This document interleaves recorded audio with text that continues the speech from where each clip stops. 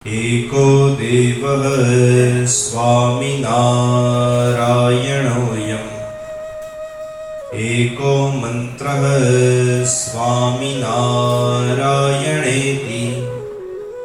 एको वैद्यः स्वामिनारायणोऽयम् एकोपास्यः स्वामिनारायणो नः। कृपा करो मुझ ऊपरे सुखनिधि सहजानंद गुण तमारा गाववा बुद्धि आपजो सुख कंद गुण तमारा गाववा बुद्धि आपजो सुख कंद। श्री स्वामीनारायण भगवाननी जय। ગઢપુરની અંદર ખૂબ જ સુંદર અને દિવ્ય એવો અન્નકૂટોત્સવ ઉજવવા જઈ રહ્યો છે। આવો મહા મહોત્સવ એ ભગવાન સ્વામિનારાયણ ઉજવવા જઈ રહ્યા છે, જેમાં સંતો અને હરિભક્તોનું ઘોડાપુર હમણાં જ ઉમટી આવવાનું છે। એ સમગ્ર ઘટનાને આપણે જાણવાનો પ્રયત્ન કરીએ। ભગવાન સ્વામિનારાયણ ગઢપુરમાં નિવાસ કરીને રહ્યા છે અને સ્ત્રી હરિભક્તો તથા પુરુષ હરિભક્તો પાસે સુંદર એવી વાનગીઓ બનાવડાવી છે, કારણ કે સંતો અને ભક્તો પધારવાના છે। ઉપરાંત આવનારા દિવસોમાં અન્નકૂટનો મોટો ઉત્સવ પણ થવાનો છે, એટલે એને અનુલક્ષીને સુંદર વાનગીઓ શ્રીજી મહારાજે અહીંયા તૈયાર કરાવડાવી છે। બીજો દિવસ ધનતેરસનો આવ્યો। ધનતેરસના દિવસે ભગવાન સ્વામિનારાયણ વહેલી સવારે તૈયાર થઈ પોતાનું નિત્ય કર્મ ઇત્યાદિ પરવારી અને વિરાજમાન થયા છે। અને એવા જ સમયની અંદર જોધો ભરવાડ એ સમાચાર લઈને આવે છે અને આવીને શ્રીજી મહારાજને કહે છે કે પ્રભુ, ગઢપુરથી માત્ર થોડેક જ દૂર સંતોના મોટા મંડળો એ અહીંયા આવવા માટે નીકળી ગયા છે અને ઘણા બધા સંતો અને ક્યાંક ક્યાંક તો વળી હરિભક્તો એ બધા આ ગઢપુર પ્રત્યે આવી રહ્યા છે।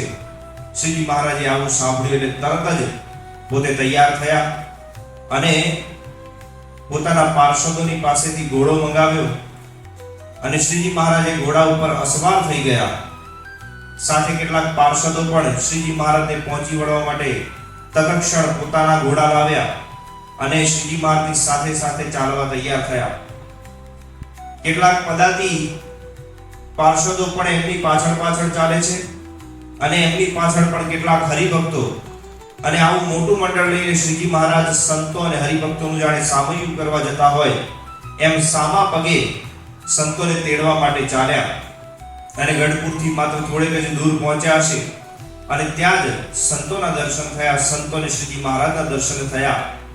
દૂરથી આવતા ઘોડા ઉપર વિવિધ તોરા લટકી રહ્યા છે અને સુંદર છોગલું દેખાય છે। આવા દર્શન થતાની સાથે જ સંતોને થયું કે અવશ્ય આ આપણા ભગવાન જ છે અને એવો નિર્ધાર કરી બધા સંતો ત્યાં જ દંડવત કરવાના શરૂ કરી દીધા। ભગવાન સ્વામિનારાયણ પોતાનો ઘોડો એ નજીક લાવી અને ત્યાં ઊભો રાખ્યો। શ્રીજી મહારાજ એના ઉપરથી નીચે ઉતર્યા અને આવીને સંતોને ભેટ્યા, આનંદથી મળ્યા। સંતો પણ ખૂબ ખૂબ દંડવત કરે છે, શ્રીજી મહારાજના દર્શન કરી કૃતજ્ઞતાનો અનુભવ કરે છે, કારણ કે એ વખતના સમયની અંદર તો ઘણા લાંબા સમય સુધી સંતો આ રીતે વિચરણમાં ચાલ્યા જતા અને શ્રીજી મહારાજની આ રીતે કોઈક વખતે આજ્ઞા થાય તો વર્ષે એકાદ વખત ક્યાંક સંતોને શ્રીજી મહારાજના દર્શન થાય, એટલે સંતો ખૂબ જ ધન્યતાનો અનુભવ કરે। તો આવી રીતે સંતોનું મંડળ એ શ્રીજી મહારાજને મળી અને ખૂબ આનંદ પામ્યું છે। એટલામાં જ જે ચાલતા અને ઘોડા ઉપર આવનારા પાર્ષદો હતા એ પણ આવી ગયા। એ બધાએ પણ સંતોને દંડવત પ્રણામ કર્યા છે અને આ સમગ્ર મંડળ હવે ગઢપુરના દાદા ખાચરના દરબાર ગઢ પ્રત્યે જઈ રહ્યું છે। શ્રીજી મહારાજ હવે ચાલતા ચાલતા આ સંતોની સાથે વાર્તાલાપ કરતા કરતા આવ્યા અને દરબાર ગઢની અંદર વિરાજમાન થયા। સુંદર સિંહાસન ઉપર વિરાજમાન થયા છે। સંતોનું મોટું મંડળ સામે સભાની અંદર વિરાજમાન થયું છે। ક્યાંક ક્યાંકથી દૂર દેશોથી હરિભક્તો પણ આવી રહ્યા છે જેમ જેમ હરિભક્તો આવતા જાય છે એમ શ્રીજી મહારાજ એ બધાને ઉતારાની વ્યવસ્થા કરાવતા જાય છે, કારણ કે અહીંયા ઘણી મોટી ભીડ જામેલી, ખૂબ મોટી ભીડ જામેલી. એમાં સંતોને પણ શ્રીજી મહારાજે આજ્ઞા કરી કે હવે તમે બધા પણ તમારા ઉતારાના સ્થાનોની અંદર જાઓ અને નિવાસ કરો. ત્યાર પછી હરિભક્તોની પણ મોટી ભીડ જામવા લાગી. દેશ દેશાંતરમાંથી હરિભક્તો આવવા લાગ્યા. એ બધાને પણ શ્રીજી મહારાજ પોતાનું સુખ, મૂર્તિના દર્શનનું સુખ થોડો સમય માટે આપે અને પછી એ બધાને પણ ત્યાંથી આગળ ઉતારાના જે સ્થાનમાં હતા એ સ્થાનની અંદર મોકલી દે અને પોતાની પાસે રહેલા જે ઉતારાની વ્યવસ્થા કરનારા જે હરિભક્તો હતા એમને બધાને આજ્ઞા કરી દીધી કે અહીંયા આવનારા હરિભક્તોને કોઈ પણ પ્રકારની અગવડતા ન પડે એનું તમે ખાસ ધ્યાન રાખજો. યથા યોગ્ય સ્થાનોની અંદર ઉતારા કરાવો અને ત્યાં પણ નિશ્ચિત કરજો કે કોઈ પણ પ્રકારની એમને અગવડતા નથી પડતી. દરેક પ્રકારની સુવિધા એમને પ્રાપ્ત થાય એનું ખાસ ધ્યાન રાખજો. આ તે શ્રીજી મહારાજે ભલામણ કરી છે. એમ કરતા કરતા શ્રીજી મહારાજ અહીંયા જ બેસી રહ્યા છે અને આખો ધનતેરસનો દિવસ સાંજ પડી ત્યાં સુધી આખો દિવસ હરિભક્તોના આવવામાં અને એમની ઉતારાની વ્યવસ્થા કરાવવામાં જ ચાલ્યો ગયો.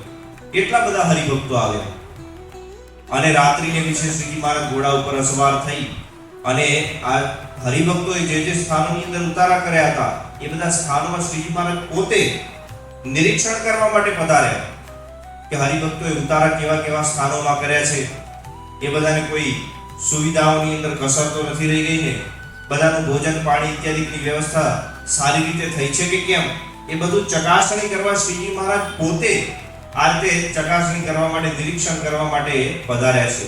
બધા હરિભક્તોને રૂબરૂ પણ મળે છે, એમને મુલાકાત લે છે, એમને પૂછપરછ કરે છે કે કેવી વ્યવસ્થા છે વગેરે વિશે વાર્તાલાપ કરે છે. આ રીતે રાત્રે ઘણી લાંબા સમય સુધી શ્રીજી મહારાજ આ રીતે વિચરણ કરીને પાછા આવ્યા. આમ કરતા કરતા ઘણી લાંબી રાત વીતી ગઈ હતી અને લગભગ થોડું સમય રાત્રિની અંદર બાકી હતો એટલે શ્રીજી મહારાજે એકાદ 2 કલાક જેવું કદાચ શયન કર્યું ન કર્યું કરી અને બીજા દિવસે પાછા ઉઠી ગયા. બીજા દિવસે કાળી ચૌદસના દિવસે પણ આવું જ કંઈક થયું. શ્રીજી મહારાજ વહેલી સવારે ઉઠ્યા અને પોતે આ રીતે અલગ અલગ કહેવાય કે હરિભક્તો જે આવી રહ્યા છે વિવિધ દેશોમાંથી એમને ઉતારા ઇત્યાદિની વ્યવસ્થાઓ કરાવી રહ્યા છે અને હરિભક્તોને થોડો સમય માટે પોતાની મૂર્તિના દર્શનનું સુખ આપે છે અને પાછા એમને બધાને ઉતારે મોકલી દે છે. આમ કરતા કરતા કાળી ચૌદસનો આખો દિવસ પણ એ જ રીતે બધા હરિભક્તોની વ્યવસ્થાઓ કરાવવાની અંદર ચાલ્યો ગયો. આમ આખો દિવસ સંપૂર્ણ થયો. ત્યાર પછી દિવાળીનો દિવસ આવ્યો. દિવાળીના દિવસે પણ શ્રીજી મહારાજ યથા યોગ્ય વહેલી સવારે જાગૃત થઈ અને ખૂબ સુંદર રીતે કહેવાય કે પોતાનું નિત્યકર્મ પરવાર્યું છે અને સભાની અંદર આવે છે. ત્યાર પછી એ મયારામ ભટ્ટ આવ્યા, એમને શ્રીજી મહારાજને વિવિધ પ્રકારના સુંદર વસ્ત્રો ધારણ કરાવ્યા છે, કારણ કે આજે તો ઉત્સવનો દિવસ છે એટલે શ્રીજી મહારાજ માટે રંગીન વસ્ત્રો લાવેલા. આમ તો શ્રીજી મહારાજ શ્વેત વસ્ત્ર ધારણ જ કરતા અવશ્ય, પરંતુ ક્યાંક ક્યાંક આ રીતે ઉત્સવ હોય એટલે હરિભક્તોના મનના સંકલ્પો પૂર્ણ કરવા માટે શ્રીજી મહારાજ આ રીતે રંગીન વસ્ત્રો પણ ધારણ કરતા. એટલે અહીંયા મયારામ ભટ્ટ પણ એવું જાણી શ્રીજી મહારાજ માટે સુંદર અને રંગીન બધા વસ્ત્રો લાવ્યા છે. એ બધા રંગીન વસ્ત્રો પણ શ્રીજી મહારાજે ધારણ કર્યા અને પોતાના રૂપ માધુર્યનું દર્શન હરિભક્તોને કરાવ્યું છે. તો આ પ્રકારે દિવાળીનો દિવસ શરૂ થયો. ત્યાર પછી જે ઉતારાની અંદર હરિભક્તોએ નિવાસ કર્યો હતો એ ઉતારામાંથી ધીરે ધીરે બધા હરિભક્તો આ રીતે શ્રીજી મહારાજના દર્શન કરવા માટે આવવા લાગ્યા અને દરબારગઢની અંદર જ્યાં જો ત્યાં હરિભક્તો જ હરિભક્તો દેખાય અને અતિશય મોટી સભા ભરાઈ. અહીંયા સતાનંદ સ્વામી લખે છે કે એવડી મોટી સભા ભરાઈ કે જેની અંદર ચોકમાં બેસવા તો ક્યાંય જગ્યા જ ન હતી. અટારીઓ ઉપર બધા હરિભક્તો ચડી ગયેલા, અરે ક્યાંક ક્યાંક તો બધા ઝાડ ઉપર પણ હરિભક્તો ચડી ગયેલા અને ત્યાં દરબારગઢના છાપરા ઉપર ક્યાંક ક્યાંક હરિભક્તો ચડી ગયેલા. આમ દરેક સ્થાનોની અંદર હરિભક્તોથી બધું છવાઈ ગયેલું હતું અને આવી મોટી સભા ભરાઈ અને કોલાહલ થઈ રહેલો હતો. અને શ્રીજી મહારાજે બધાને શાંત કર્યા અને આજ્ઞા કરી કે હવે કોઈ પણ પ્રકારનો અવાજ ઇત્યાદિ કરશો નહીં, બધા શાંતિથી વિરાજમાન થાઓ. બધા વિરાજમાન થયા અને ત્યાર પછી જે ગાયન અને વાદન કરનારા બધા હરિભક્તો અને સંતો હતા એમને પોતાની પાસે બોલાવ્યા અને ગાયન વાદન કરવાની આજ્ઞા આપી. એટલે એ બધાએ પોતાની કળા અને કૌશલ્ય દેખાડવા માટે શ્રીજી મહારાજ સન્મુખ સુંદર વાજિંત્ર એનું નાદ કર્યો અને સુંદર શ્રીજી મહારાજના કીર્તનોનું ગાન કર્યું અને આ રીતે શ્રીજી મહારાજને પ્રસન્ન કરવાનો પ્રયત્ન કર્યો. શ્રીજી મહારાજે એ બધાને અત્યંત પ્રસન્નતાપૂર્વક એક પ્રકારે શુભ ગુણ ગાયા. ત્યાર પછી દેશ દેશાંતરમાંથી આવેલા જે બધા હરિભક્તો એમના પ્રત્યે શ્રીજી મહારાજ પ્રશ્ન કરે છે કે તમારા દેશોની અંદર રહેલા વિમુખજનો છે જે સ્વામિનારાયણ ભગવાન, સ્વામિનારાયણ સંપ્રદાય, ઉદ્ધવ સંપ્રદાય વિશે શું શું મત કહે છે, કેવી કેવી વાતો કરે છે, એ વિશે અમને કંઈક જણાવો. હરિભક્તો કહે છે કે પ્રભુ, અમારા દેશોની અંદર જે વિમુખજનો છે એ પણ સ્વામિનારાયણ ભગવાન અને સ્વામિનારાયણ સંપ્રદાયની ઉત્તમ વાતો કરે છે અને એવું કહે છે કે અત્યારે આ હળાહળ કળિયુગની અંદર સ્વામિનારાયણ ભગવાન અને એમના સંતો ભક્તોથી શ્રેષ્ઠ બીજું કોઈ નથી. કારણ કે શાસ્ત્રની અંદર કહેલા જે વચનો છે, શાસ્ત્રમાં કહેલા જે ધર્મો છે એનું યથાર્થપણે જો કોઈ પાલન કરતું હોય તો એ ભગવાન સ્વામિનારાયણ, એમના સંતો અને એમના હરિભક્તો છે. એ જ લોકો અત્યારે યથાર્થપણે પાલન કરે છે. એ ઉપરાંત તો આપણા જે જૂના ગુરુઓ છે એ બધા તો પાખંડી ધર્મને પ્રવર્તન કરાવ્યું છે. એ બધા તો પાપ કર્મ કરી રહ્યા છે. આપણી બહેન દીકરીઓ એ બધી અત્યારે વ્યાભિચારીણી બની ગઈ છે અને અત્યારે સર્વત્ર ભારે કળિયુગ વ્યાપ્યો છે અને આવા કળિયુગની અંદર જે ઉત્તમ ધર્મોનું પાલન કરવું અને કરાવવું આ તો માત્ર સ્વામિનારાયણ સંપ્રદાયમાં જ શક્ય બને. અને આપણે બધાએ પણ આ સ્વામિનારાયણનું શરણું ગ્રહણ કરવું જોઈએ એવું અંદરો અંદર બધા ચર્ચા કરતા હોય છે. ભગવાન આવી વાત હરિભક્તોએ શ્રીજી મહારાજને કરી એટલે શ્રીજી મહારાજ ખૂબ પ્રસન્ન થયા. આ રીતે લાંબા સમય સુધી વાર્તાલાપ ચાલ્યો. શ્રીજી મહારાજે પણ સુંદર વચનો ઉચ્ચારી અને હરિભક્તોને પ્રસન્ન કર્યા. ત્યાર પછી ત્યાં ઘણા બધા હરિભક્તો દેશ દેશાંતરમાંથી વિવિધ પ્રકારની સુંદર સામગ્રી લઈને આવેલા, કઈક ભેટ સોગાદ લઈને આવેલા, કઈક પૂજાના ઉપચારો લઈને આવેલા. એટલે એ બધાના વતી કોઈક એવા મોટેરા હરિભક્તે આવીને શ્રીજી મહારાજે પૂછ્યું કે પ્રભુ, આ બધાને તમારી પૂજા કરવી છે તો તમે આજ્ઞા આપો તો અમે બધા આગળ વધીએ. એટલે શ્રીજી મહારાજે આજ્ઞા કરી.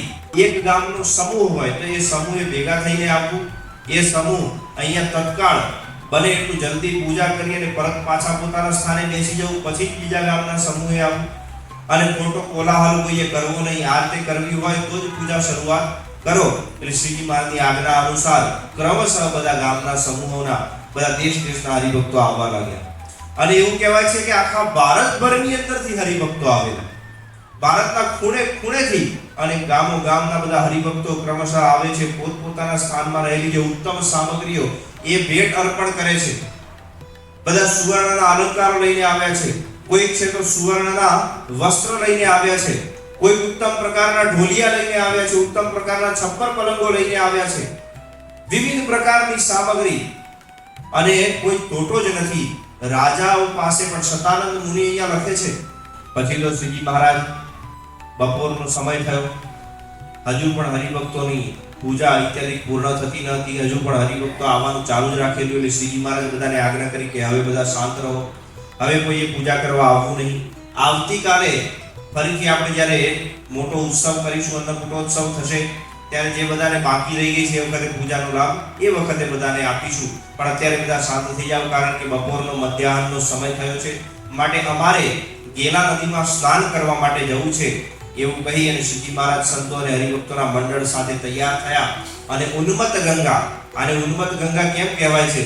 કારણ કે જે ઉન્મત્ત માણસ હોય એ માણસ પોતાના ઐશ્વર્યનો વિચાર કર્યા વગર વાપરી નાખે.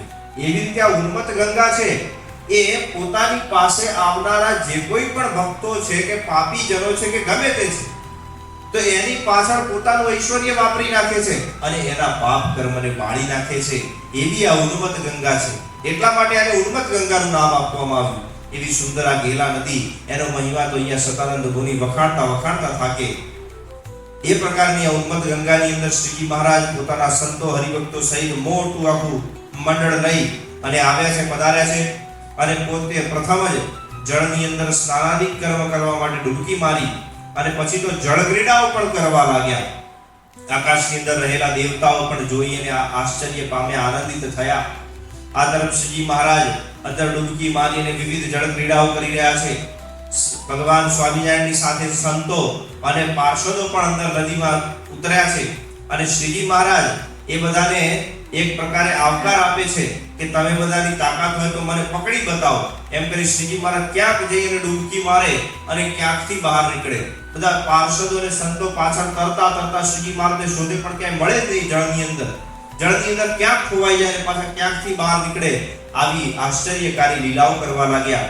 ઘણા લાંબા સમય સુધી જળ ક્રીડા કરી.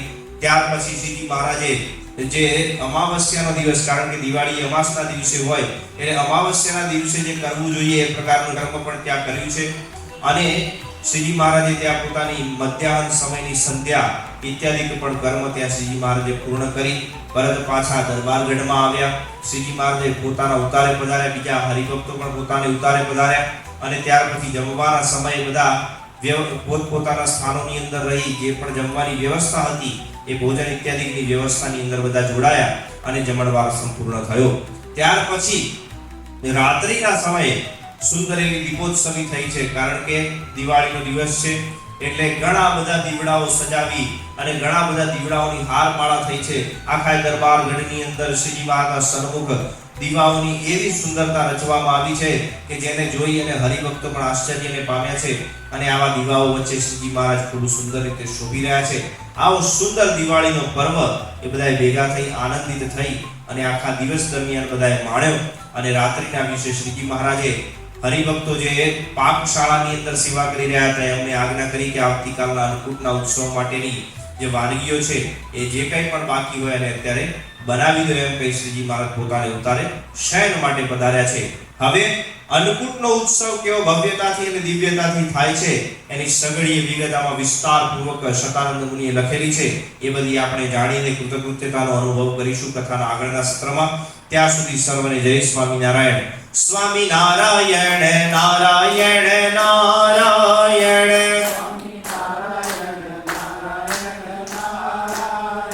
સ્વામિનારાયણ નારાયણ નારાયણ,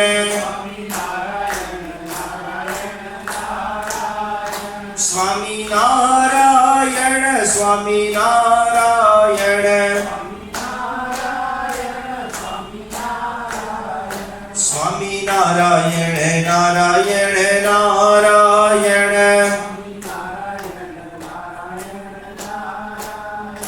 સહજાનંદ સ્વામી મહારાજની